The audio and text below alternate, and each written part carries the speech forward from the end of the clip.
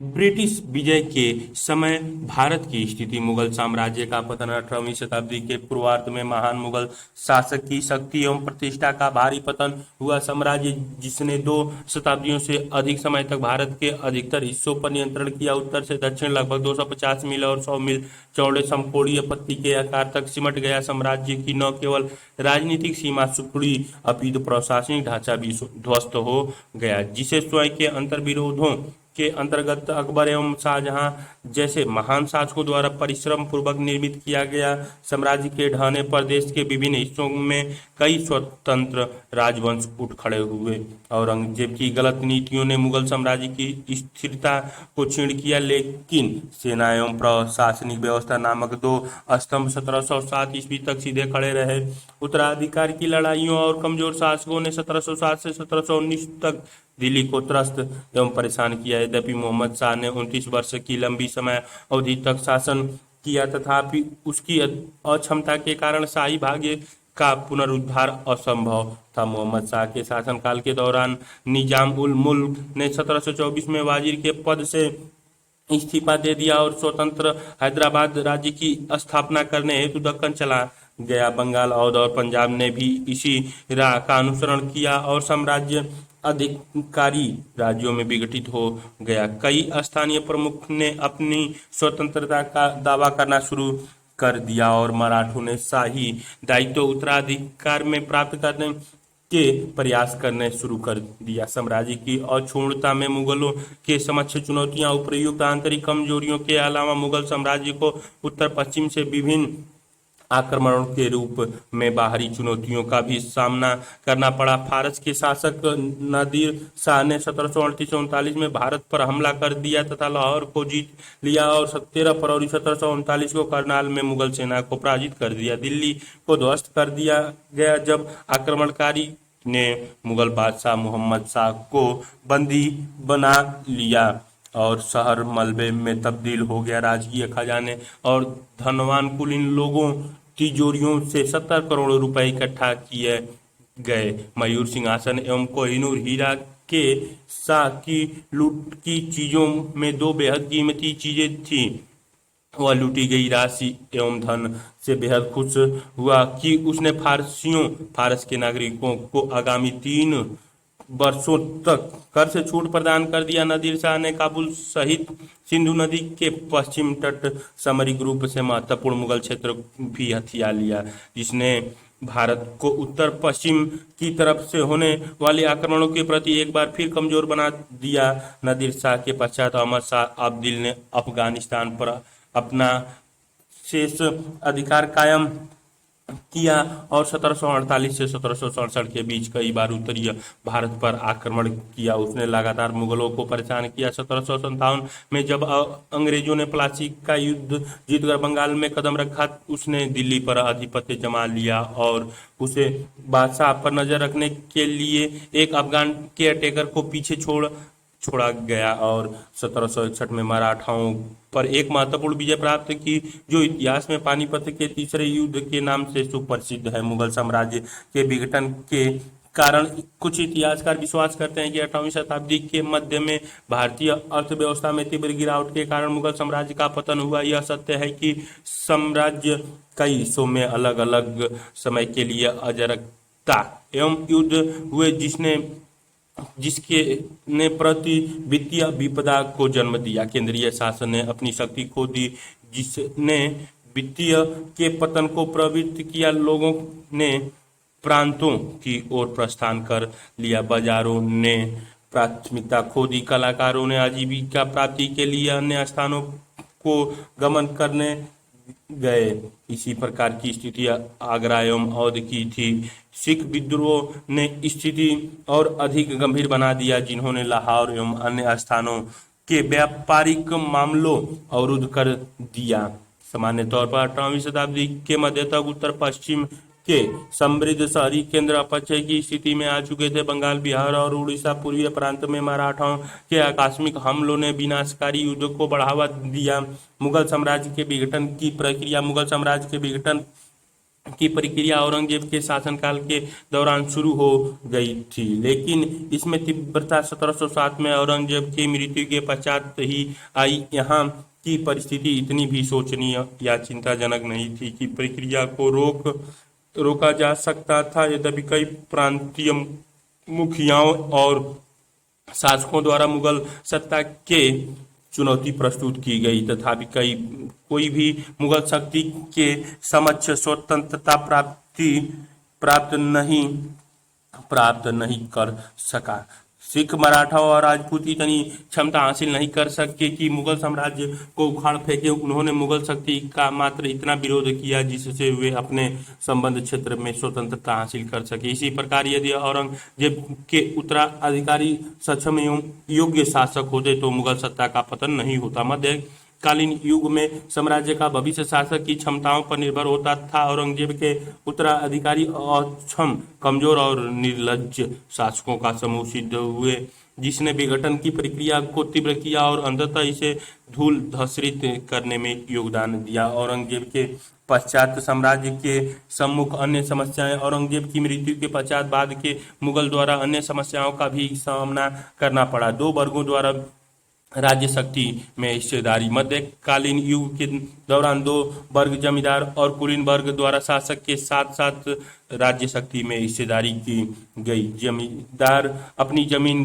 के वंशानुगत स्वामी थे, जिन्हें वंशानुगत आधार पर कुछ विशेषाधिकार प्राप्त थे, जिन्हें राय, रजस, ठाकुर, खूत और देशमुख जैसे विभिन्न नामों से जाना जाता था। राजस्व संग्रहण में मदद और स्थानीय प्रशासन के लिए सैनिकों का प्रबंधन करने के लिए जमींदारों को साम्राज्य में मुख्य स्थान प्राप्त था। यद्यपि मुगलों ने जमींदारों की शक्ति नियंत्रित करने का प्रयास किया और किसानों से सीधा संपर्क साधने की व्यवस्था की, जिसमें वे पूरी तरह सफल नहीं हो पाए।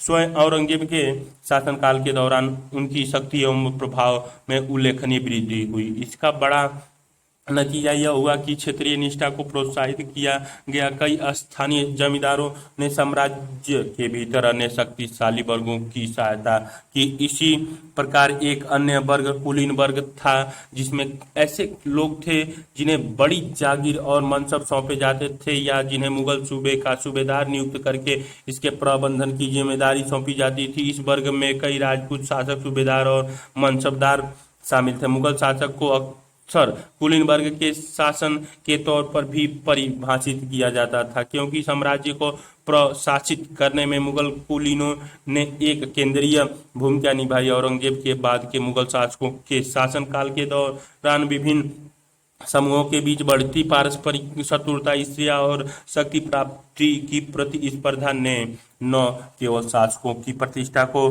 घटाया अपितु मुगल शक्ति के पतन में भी एक अहम भूमिका निभाई। विभिन्न क्षेत्रीय शक्तिशाली समूहों का उद्भव। औरंगजेब के शासनकाल में जाट, सिख और मराठा जैसे शक्तिशाली क्षेत्रीय समूहों का पदार्पण हुआ, जिन्होंने स्वयं के राज्य बनाने हेतु मुगल साम्राज्य से युद्ध शुरू कर दिया था। तब वे अपने प्रयास सफल नहीं हुए, लेकिन उनमें से प्रत्येक ने अपने संबंध क्षेत्रों में राजनीतिक घटना के भविष्य का मार्ग तैयार किया। राजनीतिक बढ़त के लिए मुगल शासकों से उन्हें निरंतर संघर्ष ने मुगल सत्ता को महत्वपूर्ण रूप से कमजोर किया। औरंगजेब और पश्चात बहादुर शाह ने राजपूतों के दमन के प्रयास द्वारा मुगलों के खिलाफ निकल युद्ध करने के लिए उन्हें उकसाया। औरंगजेब के पश्चातवर्ती मुगल शासकों ने राजा के साथ समझौते की नीति करने का प्रयास किया, लेकिन तब तक काफी देर हो चुकी थी। राजपूतों ने साम्राज्य के विकास एवं कल्याण के लिए मुगलों के साथ गठबंधन का करने पर विश्वास नहीं किया। मराठा भी मुगलों के लिए दुर्जय शत्रु सिद्ध हुए। शुरुआत में उनका लक्ष्य केवल महाराष्ट्र पर नियंत्रण हासिल करने तक सीमित था, जिसमें आगे चलकर भारत के सरदेशमुखी और चौथे वसूलने की अनुमति मुगल शासक से प्राप्त करना भी शामिल हो गया। 1740 तक मराठा उत्तर भारत में प्रवेश कर गए और गुजरात, मालवा और बुंदेलखंड प्रांतों पर अपना प्रभाव फैलाने में सफल हो गए। इसी प्रकार मुगल साम्राज्य के विरुद्ध राजपूतों के संघर्ष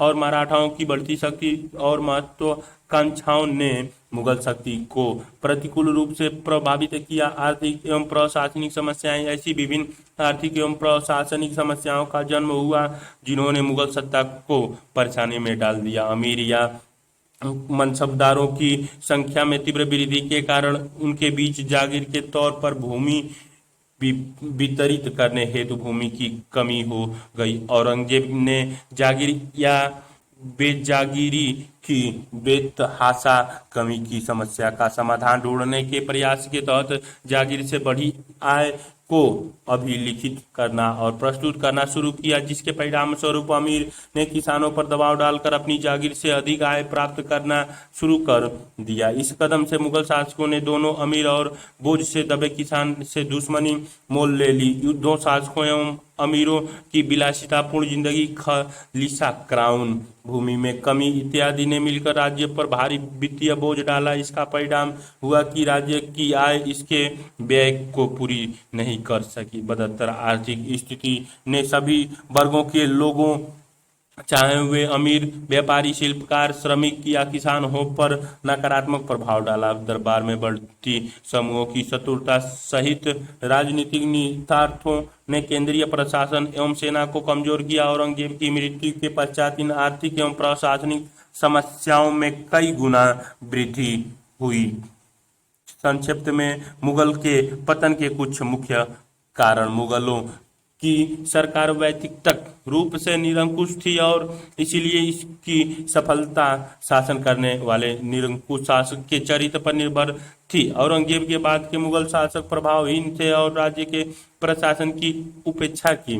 उत्तराधिकारी के एक निश्चित कानून के अभाव के साथ सदैव उत्तराधिकारी को लेकर युद्ध हुए। इसने सरकार के स्थायित्व को कमजोर किया और राष्ट्रभक्ति की कीमत पर बंटवारे को पोषित किया। शासकों के क्षय ने चरित्रता का क्षय किया, जिसने आपसी युद्धों एवं झगड़ों को बढ़ावा दिया और साम्राज्य को ध्वस्त करने का काम किया। सेना की बिगड़ती स्थिति भी साम्राज्य के लिए घातक सिद्ध हुई। साम्राज्य की सीमाएं बेहद व्यापक थी, जिसे कमजोर शासकों द्वारा संभालना मुश्किल हो गया। औरंगजेब की धार्मिक नीति ने राजपूतों, सिखों, जाटों और मराठाओं को नाराज कर दिया और उन्होंने विद्रोह कर दिया। औरंगजेब की दक्कन नीति पूरी तरह असफल रही और काफी हद तक यह मुगल साम्राज्य के पतन का कारण बना। ईरानी और दुरानी साम्राज्यों के आक्रमणों ने मुगल साम्राज्य को ध्वस्त करने में योगदान दिया। निरंतर युद्ध, कृषि में विकास की गति का स्थिर होना और व्यापार एवं उद्योग में ह्रास आर्थिक पतन का कारण बना। यूरोपीय शक्तियों का आगमन, जिन्होंने भारत में व्याप्त दशाओं का लाभ उठाया, ने भी मुगल साम्राज्य के विघटन की प्रक्रिया को तीव्र कर दिया। स्वतंत्रता क्षेत्रीय राज्यों का उदय, मुगल प्रशासन प्रकृति में केंद्रीकृत था और इसकी सफलता काफी हद तक शासक की शक्ति और कुलीनों, जमींदारों, जागीरदारों और प्रांतीय अधिकारियों को विनियमित करने की उसकी क्षमता पर निर्भर करती थी। वास्तव में यह सम्राट एवं अन्यों के बीच हितों एवं इच्छाओं का संतुलन एवं समन्वय था। 1707 में औरंगजेब की मृत्यु के पश्चात यह संतुलन बिगड़ गया, जिसके परिणाम स्वरूप मुगल शासकों की सत्ता का दुर्बलीकरण हुआ। दुर्भाग्यवश केंद्रीय प्रशासन, वित्तीय संकट एवं कुलीनों के बीच गुटिया शत्रुता, जिसे औरंगजेब के उत्तराधिकारी रोक नहीं पाए, के कारण ढह गया। मुगल सम्राट प्रांतीय गवर्नरों को जरूरी संरक्षण एवं सुरक्षा प्रदान करने में असफल हो गए, जिसके परिणाम स्वरूप प्रांतीय गवर्नर 18वीं शताब्दी के प्रारंभ में एक स्वतंत्र शक्ति आधार बनाने लगे। उनमें से कई ने शासकों की पूर्वानुमति से स्थानीय नियुक्तियां करनी शुरू कर दी और प्रांतों में राजवंशीय शासन की स्थापना करने का प्रयास किया। उन्होंने सैद्धांतिक तौर पर सम्राटों के प्रति भेंट भेजकर अपनी निष्ठा प्रदर्शित की, लेकिन बाद में उन्होंने स्वतंत्र शक्ति प्राप्त कर ली थी। 1724 में दक्कन में निजाम उल मुल्क के साथ शुरू होकर लगभग 1740 में बंगाल, बिहार और उड़ीसा, वर्तमान में ओडिशा के पूर्वीय प्रांत भी दिल्ली के नियंत्रण से बाहर हो गए, जिसके बाद 1750 में गुजरात और सिंध तथा 1754 में अवध में ऐसा हुआ। दिल्ली के नजदीक फर्रुखाबाद एवं रोहिलखंड में स्वतंत्र पठान राजवंश शासन करने थे, लेकिन वापस लौटे राजपूतों के गठबंधन को औरंगजेब ने तोड़ दिया, लेकिन उन्होंने कभी भी पूरी तरह दबाया नहीं जा सका। सुदूर दक्षिण में साहसी हैदर अली ने मैसूर साम्राज्य को बेहद शक्तिशाली बना दिया। कई छोटी छोटी रियासतें देश के दक्षिण क्षेत्र में शासन कर रही थीं। इस प्रकार मुगल भारत के विभिन्न हिस्सों में राज्यों की मुख्य श्रेणियां उदित हुई। उत्तराधिकारी राज्य से मुगल साम्राज्य के प्रत्यक्ष नियंत्रण से छूट गए, जैसे अवध, बंगाल, हैदराबाद। स्वतंत्र राज्य जो प्रमुख रूप से मुगल साम्राज्य का प्रांतों पर नियंत्रण में कमी के कारण सामने आए, नामतः मैसूर, केरल राजपूत राज्य। मुगलों के विरुद्ध विद्रोहियों द्वारा स्थापित नए राज्य जैसे मराठा राज्य, पंजाब राज्य, जाट राज्य, उत्तराधिकारी राज्य हैदराबाद, अवध एवं बंगाल मुगल साम्राज्य के आधिपत्य से छूट गए और स्वतंत्र राज्यों की स्थापना की। यह अलगाव या संबंध विच्छेद विभिन्न चरणों में हुआ। व्यक्तिगत विद्रोह का अनुसरण शुरू में सामाजिक समूहों, समुदायों एवं अंततः पूरे क्षेत्र ने किया। इन प्रांतों में जमींदारों ने शाही मांगों का विरोध किया और प्रांतीय गवर्नर्स, जिन्हें दिल्ली से मदद एवं संरक्षण प्राप्त नहीं हुआ, ने स्थानीय अभिजातीय या कुलीन वर्गों से मदद प्राप्त करने का प्रयास किया। इन राज्यों ने औपचारिक तौर पर मुगल साम्राज्य के प्रति अपनी निष्ठा का त्याग नहीं किया, उन्होंने मात्र पूरी स्वतंत्रता का निर्वहन करना शुरू कर दिया। मुगल संस्थागत ढांचे के भीतर एक नवीन राजनीति व्यवस्था का निर्माण हुआ। हैदराबाद 1748 में निजाम उल मुल्क की मृत्यु ने हैदराबाद के इतिहास में प्रथम गौरवान्वित अध्याय का अंत कर दिया। यह गौरवशाली शुरुआत निजाम उल मुल्क, जो सैयद बंधुओं के समय एक प्रमुख कुलीन था, द्वारा 1724 में हैदराबाद राज्य की स्थापना के साथ शुरू हुआ। निजाम उल मुल्क ने सैयद बंधुओं को ठिकाने लगाने में मोहम्मद शाह की मदद की और बदले में उसे दक्कन का सूबेदार बना दिया गया। निजाम उल मुल्क ने प्रशासन को पुनर्गठित किया और राजस्व व्यवस्था को सरल एवं कागार बना दिया। दिल्ली में 1722 से 24 के बीच वजीर के रूप में एक छोटे कार्यकाल के बाद वह एक राज्य की स्थापना करने के लिए दक्कन लौट आया, जो व्यवहार में स्वतंत्र हो। यद्यपि उसने निरंतर मुगल सम्राट के प्रति अपनी निष्ठा घोषित की। प्रादेशिक अभिजातियों की संरचना ने इस स्वतंत्रता को स्थायित्व प्रदान किया, जैसे कि केरेन लियोनार्ड ने हैदराबाद के राजनीतिक तंत्र के अपने अध्ययन में इसे प्रकट किया। राजस्व तंत्र का सुधार, जमींदारों का नियंत्रण और हिंदुओं के प्रति सहिष्णुता उसकी समझबूझ भारी नीतियां थी, लेकिन 1748 में उसकी मृत्यु ने हैदराबाद के मराठाओं और बाद में विदेशी कंपनियों के षड्यंत्रों एवं कपट योजनाओं के लिए खोल दिया। मराठाओं ने राज्य पर पूरी शक्ति से आक्रमण किया और असहाय निवासियों पर चौथ आरोपित की। निजाम उल मुल्क का बेटा नासिर जंग और पोते मुजफ्फर जंग के बीच उत्तराधिकारी के लिए खूनी जंग हुई। डुप्ले के अंतर्गत फ्रांसीसियों ने इस अवसर को अपने हितों में प्रयोग करने के लिए एक समूह की दूसरे समूह के विरुद्ध मदद की। फ्रांसीसियों ने इसमें मुजफ्फर जंग की मदद की, जिसने बाद में फ्रांसीसियों को बड़ी धनराशि एवं कुछ क्षेत्र इनाम में दिए। बंगाल व्यवहार में स्वतंत्रता और दिल्ली की सल्तनत, मुगल शासक के प्रति औपचारिक निष्ठा ने बंगाल में नवाब के शासन को सुदृढ़ किया। मुर्शीद कुली खां मुगल संरक्षण के अंतर्गत 1717 में बंगाल का गवर्नर बना, लेकिन दिल्ली से उसका संबंध मात्र भेंट भेजने तक सीमित था।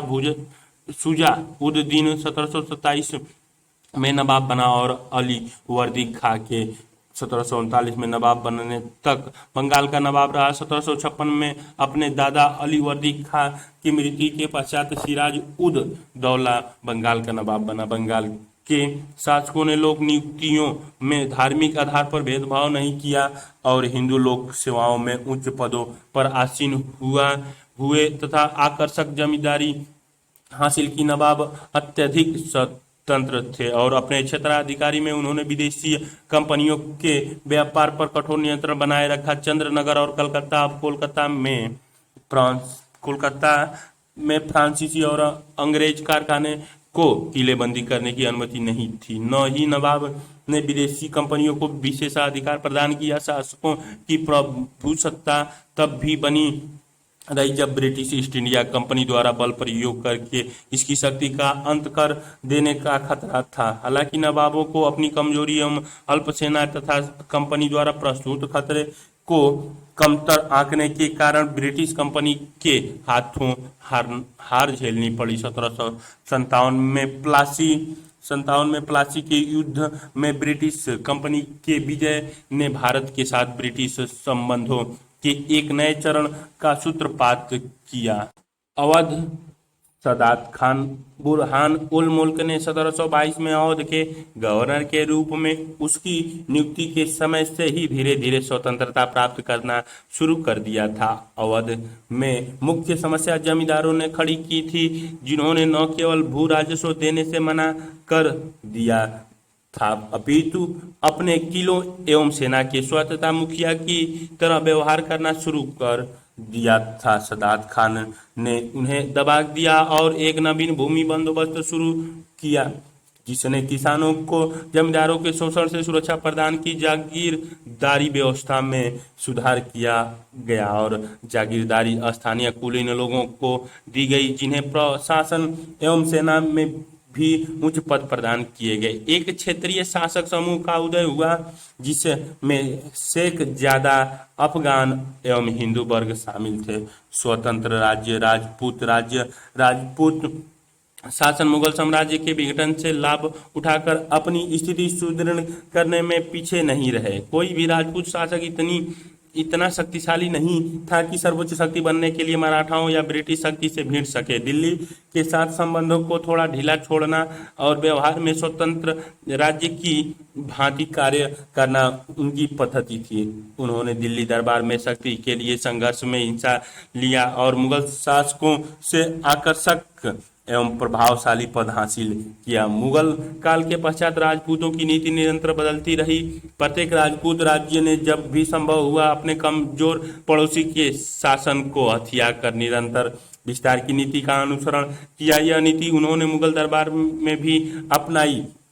अम्बेर के जय सिंह, जिन्होंने 1699 से 1743 तक जयपुर पर शासन किया, एक बेहद सुप्रसिद्ध राजपूत शासक थे। मैसूर 18वीं शताब्दी के मध्य में दक्षिण भारत में मैसूर का एक महत्वपूर्ण शक्ति के रूप में उदय हुआ। हैदर अली ने शक्तिशाली मैसूर राज्य की नींव रखी, जिसे उसके योग्य पुत्र टीपू सुल्तान ने सुदृढ़ किया। यद्यपि हैदर अली मैसूर सेना में मात्र एक कनिष्ठ अधिकारी था, धीरे धीरे वह एक कुशल और कुशाग्र सेनापति के रूप में उभरा। उसकी बेहद उल्लेखनीय उपलब्धि यह थी कि उसने इस बात को महसूस कर लिया था कि केवल एक आधुनिक सेना ही शक्तिशाली राज्य का आधार हो सकती है। परिणाम स्वरूप उसने शस्त्रागार स्थापित करने और पश्चिम तर्ज पर सैनिकों को प्रशिक्षित करने के लिए एक फ्रांसीसी विशेषज्ञ को नियुक्ति किया।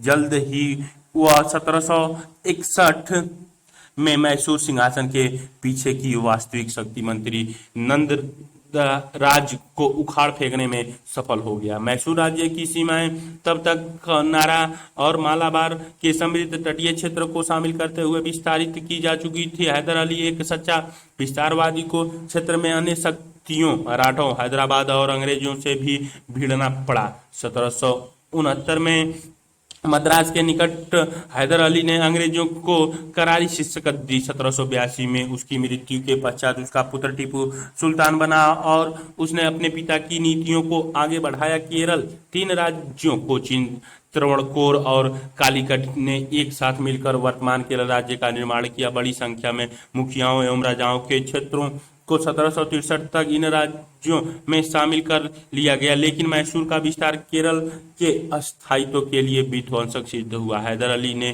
केरल पर 1766 में आक्रमण किया और मालाबार एवं कालीकट को मैसूर में मिला लिया।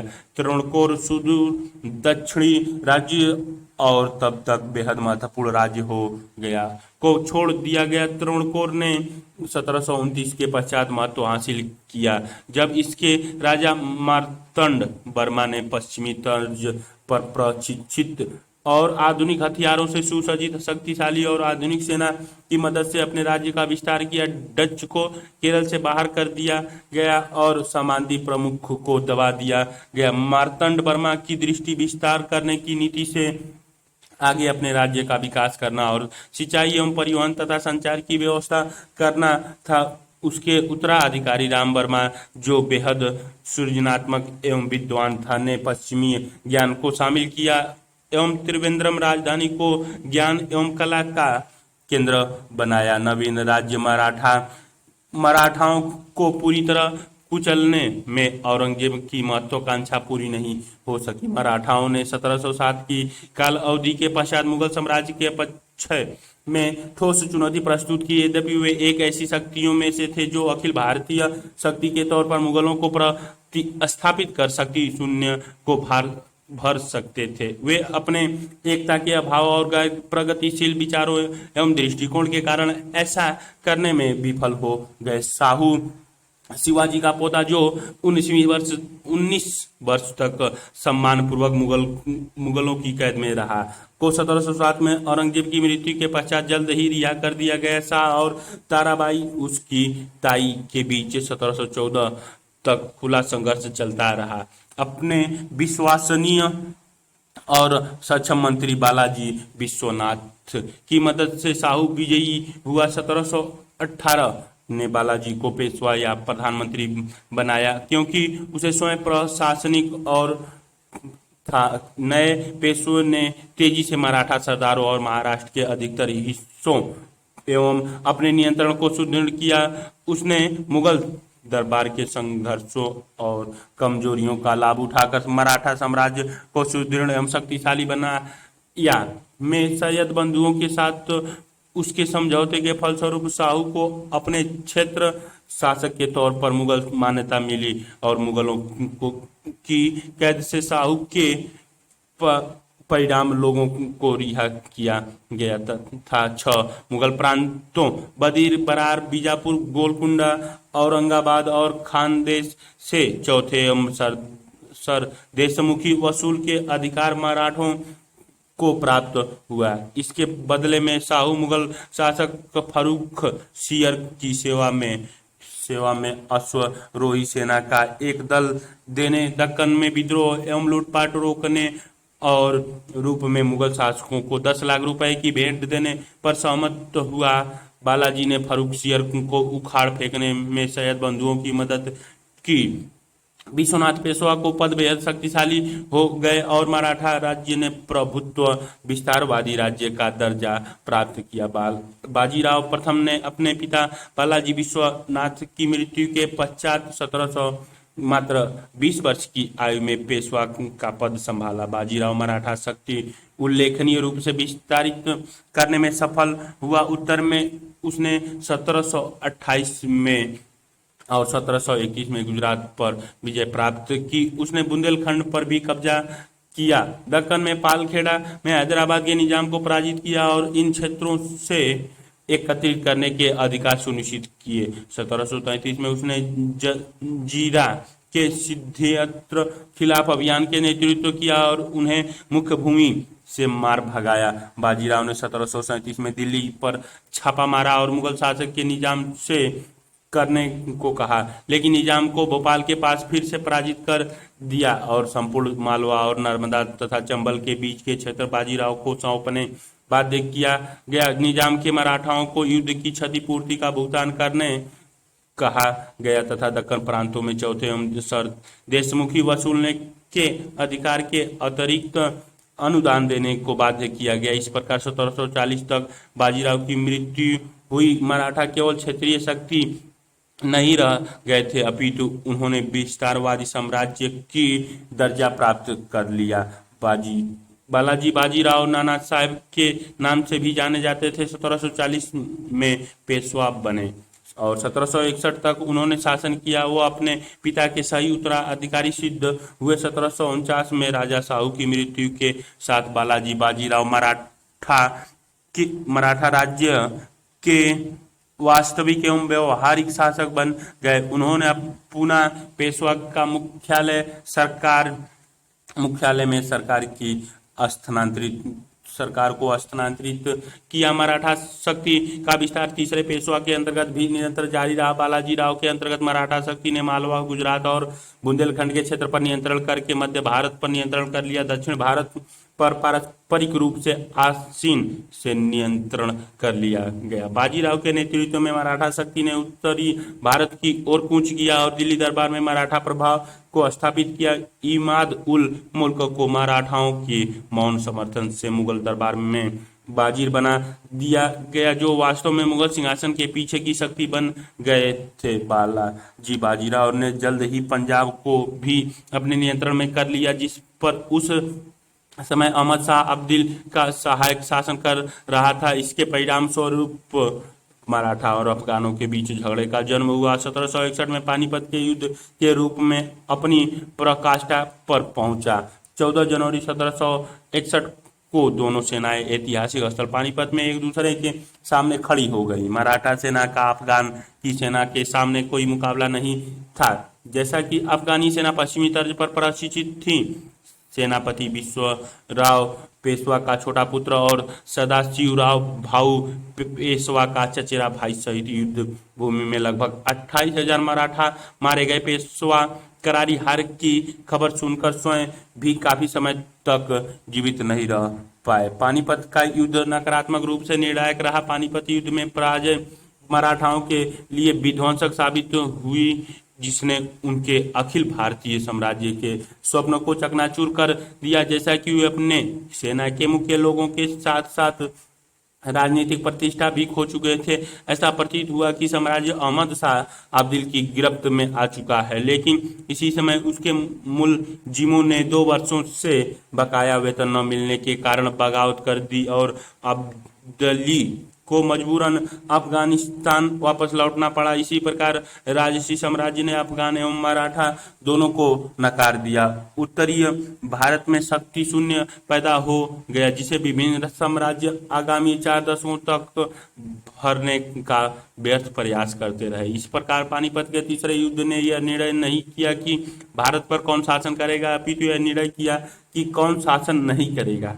युवा माधवराव 1761 में चौथे पेशवा के रूप में मराठा के भविष्य को अपने योग्य मंत्री नाना फडणवीस की सहायता से 11 वर्ष की छोटी समयावधि तक संभालने में सफल रहा। 1771 में मराठाओं ने दिल्ली में शाह आलम को मुगल शासक बनाने में मदद की, लेकिन माधवराव की समय पूर्व मृत्यु ने फिर से असमंजस की स्थिति पैदा कर दी और उत्तराधिकार की लड़ाई ने पूना में केंद्रीय सत्ता को फिर से प्रभावित किया। पेशवा नियंत्रित मराठा 5 स्वतंत्र राज्य बड़ौदा में गायकवाड़, नागपुर, भोसले, इंदौर में होलकर, ग्वालियर में सिंधिया और पुणे में पेशवा में विघटित हो गया। इनमें सिंधिया और होलकर बेहद महत्वपूर्ण थे और महादजी सिंधिया बेहद में थे, लेकिन दिल्ली का नियंत्रण प्राप्त करने के पश्चात उन्होंने राजपूत के साथ साथ अपने प्रतिस्पर्धी होलकर और नाना फडणवीस को भी पराजित कर दिया और की शक्ति प्राप्त कर ली। महादजी सिंधिया को उस समय मृत्यु 1794 में हुई, जब प्रतीत होने लगा था कि वे साम्राज्य का निर्माण कर सकते थे। महादजी की अपूरणीय क्षति थी और 1800 में नाना फडणवीस की मृत्यु के साथ मराठा शक्ति पुनर्जीवित होने की सारी संभावनाएं समाप्त हो गई। जाट कृषक दिल्ली, मथुरा और आगरा के आसपास रहते थे और उन्होंने औरंगजेब की अत्याचारपूर्ण नीति के विरुद्ध विद्रोह कर दिया। शुरुआत में असफलताओं के पश्चात चूड़ामन और बदन सिंह भरतपुर जाट राज्य की स्थापना करने में सफल रहे, लेकिन सूरजमल के नेतृत्व में जाट शक्ति अपने सर्वोच्च शिखर पर पहुंची। उसने न केवल कुशल प्रशासनिक व्यवस्था प्रदान की अपितु राज्य के सीमाओं का भी बेहद विस्तार किया। उसके राज्य की सीमाएं पूर्व में गंगा से दक्षिण में चंबल तक लगती थी, जिसमें आगरा, मथुरा, मेरठ और अलीगढ़ सूबे शामिल थे। हालांकि जाट राज्य 1763 में सूरजमल की मृत्यु के पश्चात पतन की ओर अग्रसर हो चला।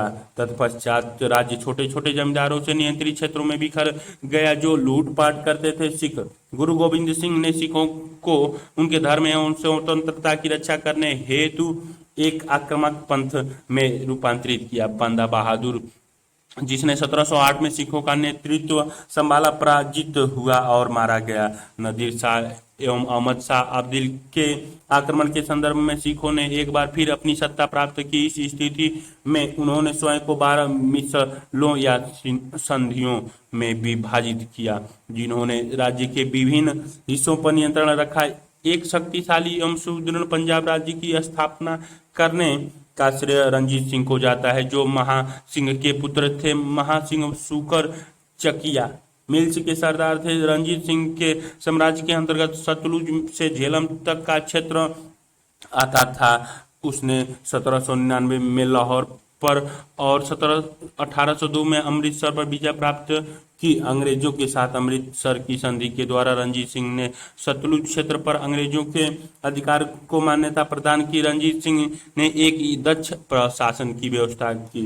यूरोपियों की मदद से उसने अपनी सेना को अत्यधिक आधुनिकीकृत किया, लेकिन अपने साम्राज्य के नजदीक रंजीत सिंह को अंग्रेजों द्वारा बाध्य करने पर शाह शुजा और ब्रिटिश कंपनी के साथ 1838 में एक त्रिपक्षीय संधि करनी पड़ी, जिसके अंतर्गत शाह शुजा को काबुल के सिंहासन पर आसीन करने की दृष्टिगत रंजीत सिंह ब्रिटिश सेना को पंजाब के रास्ते जाने देने पर सहमत हुए। रंजीत सिंह की मृत्यु 1839 में हुई। उनके उत्तराधिकारी राज्य को शासित नहीं कर पाया और उन्होंने इसे अंग्रेजों को सौंप दिया।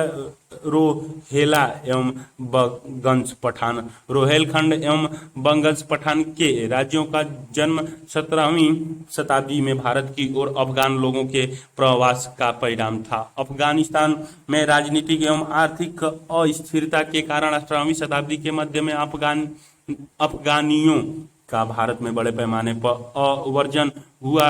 नादिर शाह के आक्रमण के पश्चात उत्तर भारत में सत्ता के पतन का लाभ अली मोहम्मद खान ने उठाया और एक छोटे से राज्य रोहेलखंड की स्थापना की। यह क्षेत्र हिमालय के गिरिपीठ में उत्तर में कुमायूं और दक्षिण में गंगा के मध्य अवस्थित था। इस प्रकार गंगा की घाटी में रोहेला एवं बंगश पठानों ने अपनी स्वतंत्र राज्यों का निर्माण किया। दाऊद, एक अफगानी सैनिक, और उसके पुत्र अली मोहम्मद खान ने बरेली जिले में एक छोटी स्टेटस को रोहेलखंड नाम स्वतंत्र राज्य में बदल दिया। पूर्व में मोहम्मद खान बंगश, एक अन्य अफगानी शासी, ने स्वयं को फर्रुखाबाद का शासक घोषित कर दिया और बाद में अपना साम्राज्य इलाहाबाद और बुंदेलखंड तक विस्तार किया। क्षेत्रीय राजतंत्र की प्राकृतिक एवं सीमाएं 18वीं शताब्दी के भारत में स्वतंत्रता राजनीति तंत्र का विकास हुआ, जो क्षेत्रवार भिन्न भिन्न था। इन स्वतंत्र राजनीतिक तंत्रों जिनका उदय प्रांतों में हुआ ने मुगल सत्ता के साथ निरंतर गठजोड़ कायम रखा। यद्यपि मुगल शासक ने प्रांतीय प्रशासन पर पहले जैसे नियंत्रण खो दिया था, तथापि प्रांतीय सत्ता पर उसका छत्र छाया का महत्व अभी भी बना हुआ था। नवीन उदित क्षेत्रीय शक्तियों ने इस महत्व को स्वीकार किया। यहाँ तक कि मराठाओं एवं सिखों के विद्रोही मुखियाओं ने भी मुगल शासक या सर्वोच्च सत्ता को मान्यता दी। प्रत्येक राज्य ने अपनी जरूरतों के मुताबिक अपने प्रशासनिक संगठन एवं सेना को पुनर्गठित किया, परंतु इन राज्यों द्वारा प्राप्त प्रायः मुगल प्रशासनिक व्यवस्था को अपनाया गया। 18वीं शताब्दी के पूर्वार्ध में उदीयमान राज्य व्यवस्था प्राकृतिक में क्षेत्रीय था और जमींदारों, व्यापारियों, स्थानीय कुलीनों एवं मुखियाओं जैसे स्थानीय समूहों के सहयोग से कार्य करती थी। 18वीं शताब्दी में मुगल शासक की सत्ता एवं वित्तीय स्थिति कमजोर होने के साथ कुलीनों एवं शासकों को आवश्यक वित्तीय मदद प्रदान करके क्षेत्रीय राज व्यवस्था के उदय एवं कार्यकरण में व्यापारियों ने एक महत्वपूर्ण भूमिका निभाई। साथ ही साथ जमींदार एवं स्थानीय मुखिया केंद्रीय सत्ता के अभाव में स्थानीय के संरक्षक के रूप में सामने आए। प्रांतीय शासकों ने स्वयं के शासन को बनाए रखने के लिए इन विभिन्न स्थानीय हितों को ध्यान में रखा। निश्चित रूप से कुछ अप भी उदाहरण था, मैसूर के शासक ने स्थानीय मुखियाओं को मान्यता नहीं दी। क्षेत्रीय राज्य व्यवस्था की एक कमजोरी समझा जा सकता है, चूंकि प्रांतीय बेहतरीन वित्तीय, प्रशासनिक और सैन्य संगठन पर आधारित व्यवस्था को विकास करने में असफल रहे। विभिन्न पड़ोसी शक्तियों के बीच निरंतर युद्ध एक कमजोरी थी, जिसमें किसी को भी प्रभुत्व हासिल नहीं हुआ। ये राज्य मुगल साम्राज्य को नेस्तनाबूद करने के लिए पर्याप्त रूप से शक्तिशाली, लेकिन इनमें से कोई भी अखिल भारतीय स्तर पर भारतीय राज्य व्यवस्था कायम करने में सक्षम नहीं था। सामाजिक आर्थिक दशाएं 18वीं शताब्दी के भारत को अव्यवस्था के शिकार के तौर पर चित्रित किया जाता है। जैसा कि यह दो महान साम्राज्यों मुगल एवं ब्रिटिश के बीच का समय था। अभी तक इस शताब्दी को अंधा युग, डार्क एज के रूप में विवेचित किया जाता है। वैश्विक संदर्भ में भारत आर्थिक रूप से पिछड़ा क्षेत्र नहीं था, न ही यूरोपीय एवं उत्तरी अमेरिका इतने धनवान थे जितने वे 19वीं और 20वीं शताब्दी में बने। मुगलों द्वारा निर्मित साम्राज्य निश्चित रूप से क्षीण हो गया था, लेकिन समाप्त नहीं हुआ था। मुगल साम्राज्य का पतन शताब्दी की प्रबल विशेषता नहीं थी। क्षेत्रीय राज्य व्यवस्थाओं की स्थापना और ब्रिटिश शक्ति का उदय समान रूप से महत्वपूर्ण घटनाक्रम थे। मुगल से क्षेत्रीय और ब्रिटिश राजनीति तक परंपराओं की निरंतरता विशिष्ट एवं विलक्षण थी, लेकिन इन तीनों राज्य व्यवस्थाओं के बीच अंतर सामान्य रूप से असाधारण एवं आश्चर्यजनक थे। कई मामलों में उत्तराधिकारी राज्य अस्थायी राज्य व्यवस्था वाले सिद्ध हुए। मराठा, जो मुगलों की बर्बादी पर एक अखिल भारतीय शक्ति के रूप में उदित हुए, दुर्भाग्यपूर्ण परिस्थितियों, बाहरी चुनौतियों एवं आंतरिक कमजोरियों के संयोग के कारण उपनति ब्रिटिश शक्ति के समक्ष टिक पाने में असफल हो गए।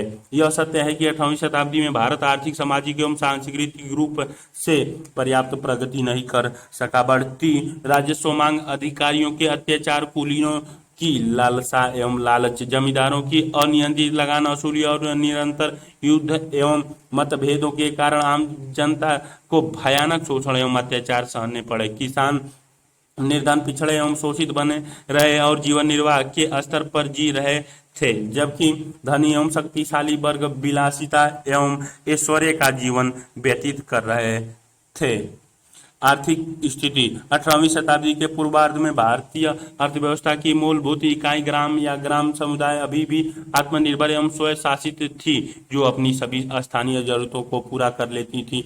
राज्य के साथ इसका संबंध मात्र भू राजस्व के भुगतान तक सीमित था। जब शासक और राजवंश परिवर्तित हो जाते, ग्रामीण समुदाय पहले जैसे बने रहते। एशियाटिक समाजों की इस अपरिवर्तनीयता ने यूरोपीय पर्यवेक्षकों का ध्यान खींचा।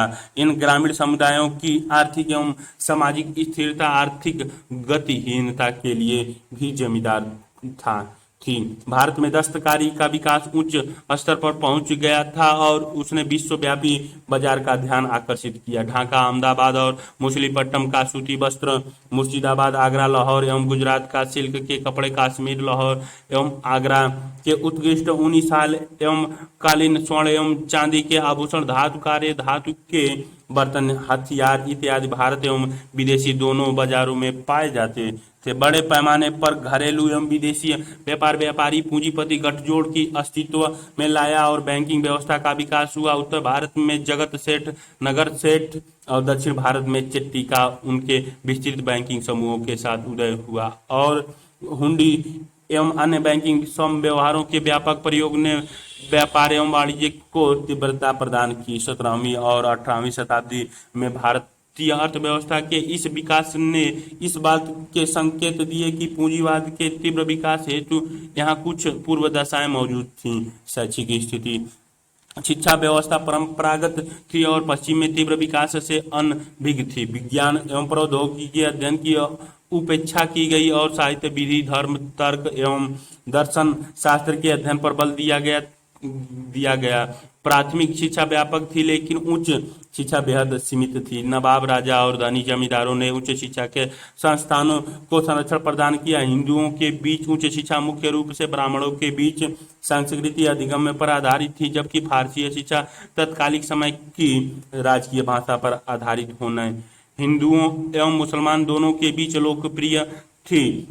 हालांकि गौरतलब है कि 18वीं शताब्दी में साक्षरता का औसत बाद के ब्रिटिश शासन से बेहतर था। वारेन हेस्टिंग ने 1813 में लिखा कि सामान्य तौर पर भारतीय लिखने पढ़ने एवं गणित में यूरोप में किसी भी देश के आम लोगों की अपेक्षा बेहद बेहद प्रतिभा रखते हैं। हालांकि उच्च वर्गों की महिलाओं को छोड़कर महिलाओं की उपेक्षा की गई। महिलाओं की स्थिति महिलाओं को घर एवं समाज के अंदर एवं सम्मान दिया जाता था, लेकिन समाज में नहीं दी गई थी। भारत में पितृसत्तात्मक परिवार व्यवस्था केरल जैसे कुछ हिस्सों महिलाओं को बेहद न्यून वैतिकता हासिल थी। यद्यपि इसके कुछ कुछ अपरिवर्तन, जबकि उच्च वर्ग की महिला घर पर रहती थी। निम्न वर्ग की महिलाएं परिवार में हाथ बटाने के लिए खेतों एवं घरों से बाहर काम करती थी। हिंदू एवं मुस्लिम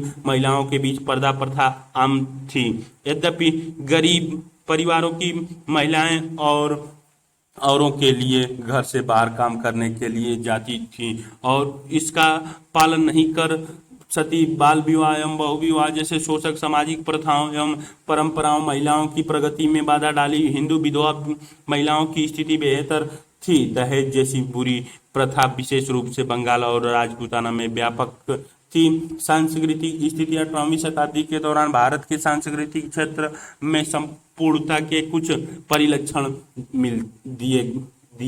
पूर्व की शताब्दियों के साथ सांस्कृतिक निरंतरता बनाए रखी गई और परंपराओं का निरंतर विकास हुआ, लेकिन भारतीय संस्कृति की मुख्य विज्ञान के क्षेत्र में पिछड़ना थी और भारतीय विज्ञान एवं प्रौद्योगिकी के क्षेत्र में से बेहद पीछे छूट गए थे। भारतीय सोच परंपरा से बधी हुई थी और समाज कुरीतियों में अंधविश्वासों का घर बनी हुई थी। अधिकतर भारतीय शासकों ने प्रशिक्षण आयुध एवं युद्ध कला की तकनीकों के अलावा पश्चिम चीजों में नहीं दिखाई। भाषा एवं साहित्य के क्षेत्र में कुछ सकारात्मक संकेत दृष्टिगोचर 18वीं शताब्दी के दौरान उदाहरणतः हिंदी, मलयालम एवं सिंधी के साथ साथ उर्दू भाषा एवं काव्य भी फला फूला। विभिन्न धार्मिक समूहों के बीच सांप्रदायिक सौहार्द समय के भारतीय समाज की एक अद्भुत विशेषता थी। दासता की व्यापकता एक अन्य सामाजिक बुराइयां थी। व्यापक रूप से कहा जाए तो दासों को दो श्रेणियों में वर्गीकृत किया गया था, घरेलू दास और कृषि दास। कृषि के को भूमि की बिक्री के साथ नए स्वामी को बेच दिया जाता था। यूरोपीय यात्रियों एवं प्रशासकों ने भारत में दासता एवं दास प्रथा की व्यापकता को प्रमाणित किया। आर्थिक तंगी, अकाल, प्राकृतिक आपदाओं, अत्यंत निर्धनता ने लोगों को अपने बच्चे बेचने को मजबूर किया। राजपूत, खत्री और कायस्थ परिवार घरेलू कार्यों के लिए दास महिलाओं को रखते थे। हालांकि भारत में दासों की स्थिति अमेरिका एवं यूरोप के दासों से बेहतर थी। दासों की सामान्यतः परिवार के वंशानुगत नौकर के तौर पर देखा जाता था। दासों को आपस में विवाह करने की अनुमति थी और उनके बच्चों को स्वतंत्र नागरिक समझा जाता था। भारत में यूरोपियों के आगमन पर विशेष रूप से पुर्तगाली, डच और अंग्रेजों के आने से दासता एवं दास व्यापार को एक नया आयाम प्राप्त हुआ। 1752 में दासों की नियमित खरीदारी एवं पंजीकरण के लिए कलकत्ता में एक कोर्ट हाउस बनाया गया। कला एवं स्थापत्य दिल्ली में कला, स्थापत्य एवं साहित्य के संरक्षण के अभाव में संबद्ध प्रतिभाएं हैदराबाद, लखनऊ, मुर्शिदाबाद, जयपुर इत्यादि नए राज्यों की ओर कूच कर गए। असफ उद दौला ने 1784 में लखनऊ में एक बड़ा इमामबाड़ा मुहर्रम त्योहार मनाने के लिए एक भवन का निर्माण किया। इसमें सहारे के लिए किसी भी प्रकार के स्तंभ का न होने ने इसे स्थापत्य के दृष्टिकोण से बेहद खास बना दिया।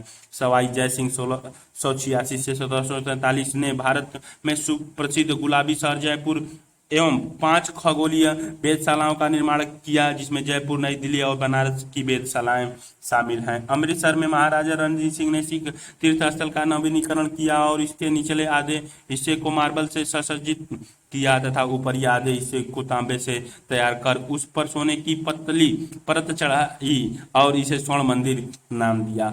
उर्दू, हिंदी, बंगाली, असमी, पंजाबी, मराठी, तेलुगु और तमिल जैसी देशीय बोलियों का बेहद विकास हुआ। भारत में 18वीं शताब्दी के दौरान ईसाई मशीनरी ने प्रेस की स्थापना की और बाइबिल का देशीय संस्करण निकाला।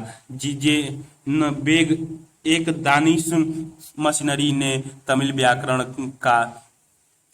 का संकलन किया और बाइबिल के तमिल संस्करण का प्रकाशन किया। इन मशीनरियों द्वारा एक तमिल शब्दकोश का भी संकलन किया गया। बंगाल में बपतिस्मा दाता मशीनरियों केरी वार्ड और मार्समैन ने सोरामपुर में एक प्रिंटिंग प्रेस स्थापित किया और बाइबिल के एक बंगाली संस्करण को प्रकाशित किया। प्रमुख विचार मुगल साम्राज्य और इसके साथ मराठा का हिंदुस्तान पर आधिपत्य भारतीय समाज के केंद्र में भ्रष्टाचार व्याप्त होने के कारण ढह गया। सैन्य एवं राजनीतिक पंगुता के रूप में भ्रष्टाचार ने स्वयं को प्रकट किया।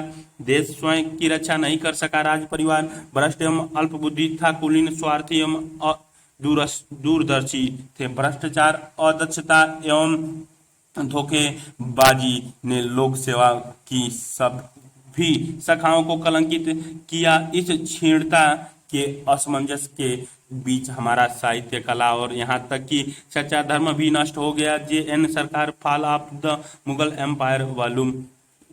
मुगल साम्राज्य के ढहने पर उठे विद्रोहियों के लिए विभिन्न व्याख्याएं प्रस्तुत की गई।